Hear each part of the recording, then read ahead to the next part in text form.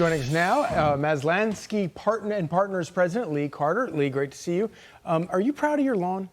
I love my lawn. I think it's important to me to have a good lawn. Is that your chief concern when you think about economics? It has nothing to do with the economy, actually. That circular logic that happened in that interview is the very reason that she's not giving interviews. And I can't believe it hasn't gotten more attention by the mainstream media, but it just hasn't. And kind of shocking that she would attract crazy people to her campaign. But I do have a real hard time with this. And obviously, this is one poll. I think it's a bit of an outlier. But can you explain, tell me that this is not really real. I have a real, when you go back and you look at that debate and you look at her refusal to give a single answer to any serious question that anybody cares about, especially when it comes to the economy, I don't know how it's possible that you have this group of voters who would trust her with the economy more than Donald Trump. That poll seems really inconsistent with any of the other polls that I've seen, and certainly inconsistent with the focus groups that I held last week during the debate.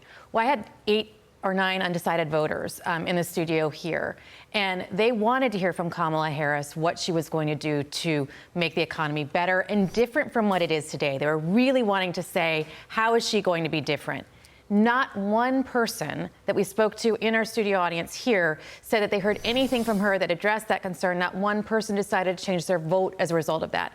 I also, looking at that poll, when you look back to how it was before the debate, she also did pretty well compared to what we're seeing in other polls. You saw in the CNN flash poll, people said that Donald Trump did 20 points better on the economy than Harris. So I definitely think this is an outlier. There's no doubt that Harris has been having some momentum. She's doing pretty well in the general election polling, but she's not gaining the momentum that everybody's talking about post-debate or had expected. Are you better off than you were 4 years ago or almost 4 years ago? Can you answer that question? And she could not answer that question because the answer is the standard of living in the United States, because of her and Joe Biden, has collapsed. It's, you know, based on earnings, inflation, have collapsed almost 5%. I mean, I could go through metric after metric, but one thing that jumps out is she is, and this is going to sound harsh, and it's meant to sound harsh, that she is the worst stereotype of a woman. She just wants her entire career to be running up somebody else's credit cards. She just wants to spend her entire career spending other people's money and racking up the debt, because that's exactly what they've done in the last 3.5 years. And that's exactly what, when she talks about policy, that's what she's talking about, is spending more money and it not bettering anybody's life. Well, it's interesting, too, because the voters that I spoke to last week, they did zero in on, when she gave specifics, she was talking about spending, about saying that she was going to give all this money away to businesses, all this money away for people to get housing. And they said, first of all, they felt like it wasn't going to be for them. It was going to be for somebody else. And they didn't know how she was going to pay for it and how it was going to make the economy better. They said they want to hear how she's going to bring prices down. How is she going to make things better off today than they were 4 years ago? And when Trump had his line that said, then why haven't you done it in the last 3.5 years that you're in office?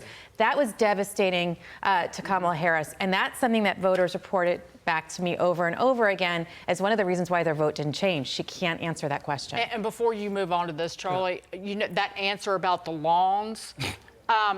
If you want to know when AI screws up and gives you a bad answer, that's what's going on in the AI brain. It's called confabulation, because she can't speak extemporaneously, and she's trying to remember what the memorized answer on the economy and on her middle-class upbringing is, and she can't find the words, and so the brain starts filling in words just randomly, like lawns. How did she wind up talking about lawns? Because that's confabulation. Yeah. All right, so I wouldn't trust Joe Biden with my credit card any more than I would Kamala Harris. But there is this problem with women voters as they move far to the left. Today, 78% of young women now say the environment should be prioritized over economic growth, a 17-point increase from where they stood 8 years ago. Please tell me that we're not losing women voters to the radical environmental left? We are. We are indeed. In fact, when you look at the polling about how women between the ages of 18 and 29 are moving to the left, it's been a big increase over the last 20 years. If you look at now, 40% of women 18 to 29 identify as liberal, while only 25% of men do at the same age group. The divide is huge. It used to be it was young versus old. Now it is really male versus female, and we're seeing this huge split. And I don't think it's overly surprising. I don't think it's just about the environment. Women have been told that there's a special place in hell for you if you don't support other women. They have told you if you're not a liberal, then you must not care about women. We've been told over and over again, you cannot be female and believe in women's rights. And when you're young, it's hard to really question these things and think for yourself. So I think we've had a whole generation of women who have been raised to believe this, and this is where we are right now. I think we're going to see it shift over time again, but right now it's a huge gap, and it's a real issue, I think, for conservatives. Well, conservatives can tell women who are concerned about the environment, well, then you, as an individual, can do something about it. You don't have to rely on lawmakers and bureaucrats, because what they're going to do is what they did in the last 3.5 years is take $1 trillion and essentially set fire to it. Actually, setting fire to it would have kept people warm who couldn't afford their heating bills. Instead, it's gone to their cronies in the green energy business. So you can do it yourself. Live small, live in an apartment, don't own a car, take public transit. It's an important distinction. It's a really important distinction that I think people need to understand. We can have all of the fixes by doing it ourselves. We don't need government to intervene. Boom. Thank you, Lisa.